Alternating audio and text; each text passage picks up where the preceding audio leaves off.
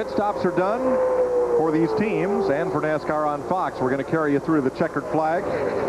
18 cars on the lead lap. There'll be 21 laps to go. Jimmy Johnson leading Dale Earnhardt Jr., Terry Labonte, Jeff Gordon, Joe Nemechek. 5 Chevys in front of Sterling Marlin's Dodge. 4 Hendrick cars right there out of the top 5.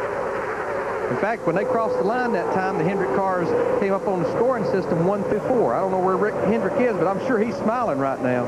He's down there. Especially when you consider the problems they had here in October. Every Hendrick engine had a problem. But that's how you get better.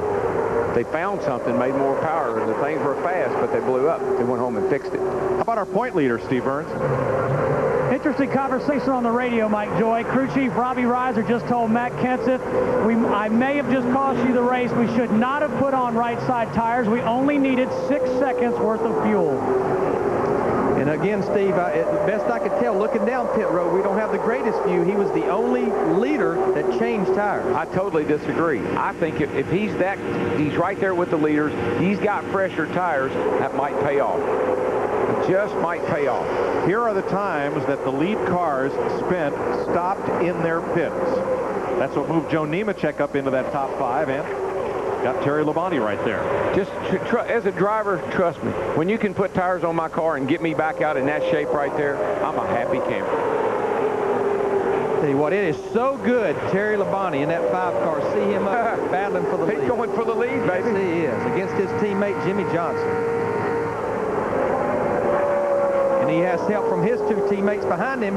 Now his other teammate slides back in front of him. Come on over here. Where you been? Don't leave me hanging out here. Tony's not happy. And we've talked about team racing before. In Formula One, sometimes a driver will be waved aside so that his teammate can win. Can't happen here. Because, as Dale Jr. says, come on, push me, help me. In Formula One, each team's 2 cars are required to be painted alike and have exactly the same sponsors. Here, every driver has different sponsors to answer to. There's no team orders here. No, there isn't. But what Dale Jr. is looking for is somebody to help him because everybody else is working against him. But Darrell, he's waving to the other beer car there. I'm pretty sure in saying Sterling Marlin's probably bending the firewall right now with that gas pedal. Yeah, and I think Ward Burton's right there as well. So those guys have run well together throughout the day. But Junior's going to have some help to overhaul these Hendrick cars. And on the low groove, those Hendrick Chevys are lined up tightly 1 through 4. You know, Darrell, I'm a lot like you. I'm not a big fan of these smaller fuel cells, but it's amazing these green flag stops, how they were apart. Now look at them. They're all back together again. Yeah, I mean, they can run 13-gallon fuel cells if they want to. I don't see where it did anything. It just meant you had to make more pit stops. But if that's what they want to do, that's okay. It just seems like the cars are on pit lane a lot more than they need to be. If you joined us late, a lap 4 crash took out 27 cars. 2 cautions for debris. Then Michael Waltrip spun into Jeremy Mayfield.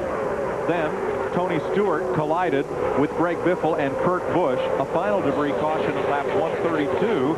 And now we have 17 laps to go when they cross the line.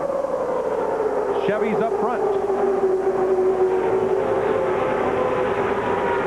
Get up, block that 8, all of us. Believe me, bud, they're trying. Johnson went up to block, didn't work. He went up to block, and then Dale Earnhardt Jr. shot the gap. He's got the momentum, but the 40 is with you up top. That's what you want.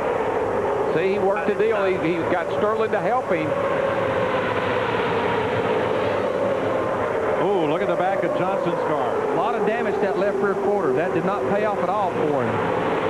I think that's where Junior sliced across the back. Got lost our guy here. Still 2 by 2, 2 by 2. And that fender out in the wind is got to be like a parachute. I don't think Jimmy Johnson's real happy with Dale Jr. right there.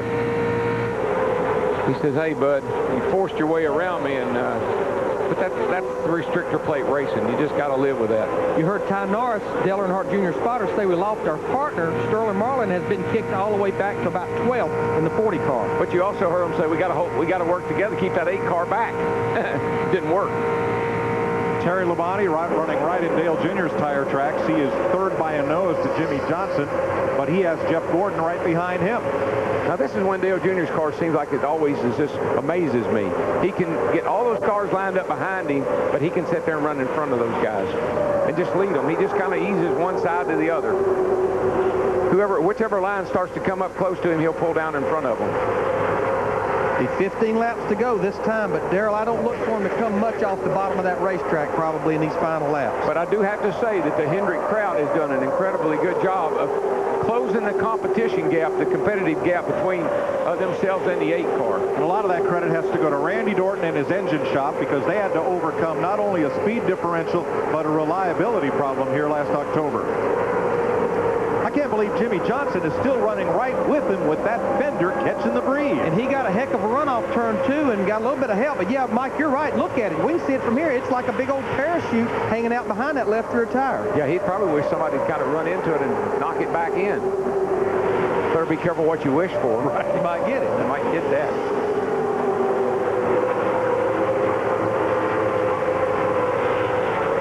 Boy, can't you just, do y'all feel it? Do y'all feel it like I do? I know being out there, the intensity, and all of a sudden, guys that were nice to you earlier in the day are not so kind anymore. And you know why? That crew chief just told them, 15 to go. Do what you got to do.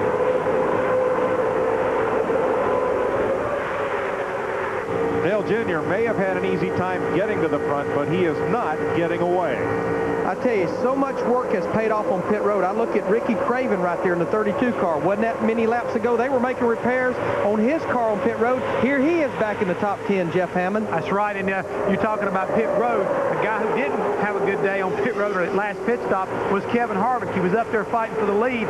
Now he finds himself back there basically fighting for his life back in 14, trying to get back to the front with 14 laps to go. We documented how much that pit stop probably cost him, but DW, 2 right side tires. He's coming on there, Matt Kenseth, in that 17 car. I like fresh tires, baby. And it's not that it helps the speed here, helps you maneuver that race car with just a little more grip. Makes me feel better. Them Mr. Feel-Goods will fix you right up. 17 lead lap cars in that pack. Tony Raines has lost the draft, but remains on the lead lap. 13 to go. Here comes Johnson again. He's got a good run on the outside of Junior and takes the lead. And Kyle Petty in the 45 car, he was pulling the group on the high side with him, and look at it. It likes that parachute right now. What is that commercial where the guy pulls up to the stoplight in the drag car and he says, bet you ain't got one of these? That's what Johnson looks like. Bet you ain't got one of these. Take that to the wind tunnel and see what the numbers are. Unbelievable. He would be saying right now, don't fix it.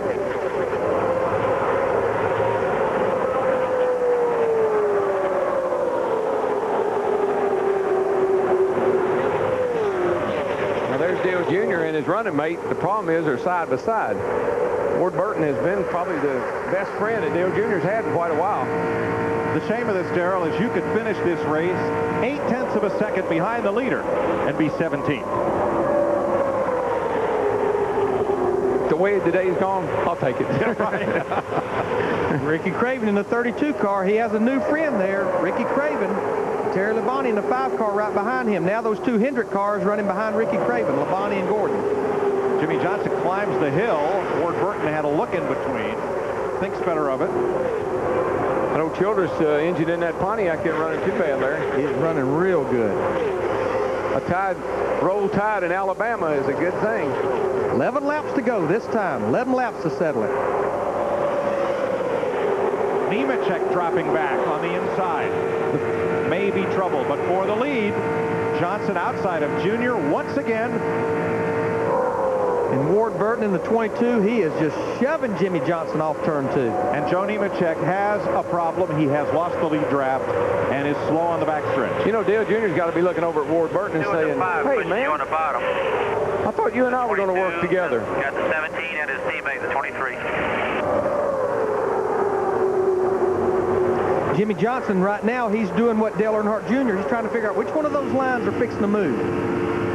And who can help me most?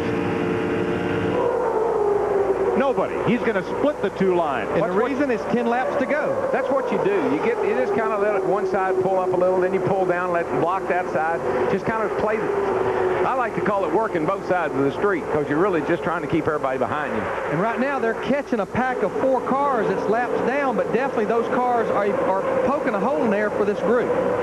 Jimmy Johnson has 5 restrictor plate starts. His best finish 3rd at Daytona this February. Larry, why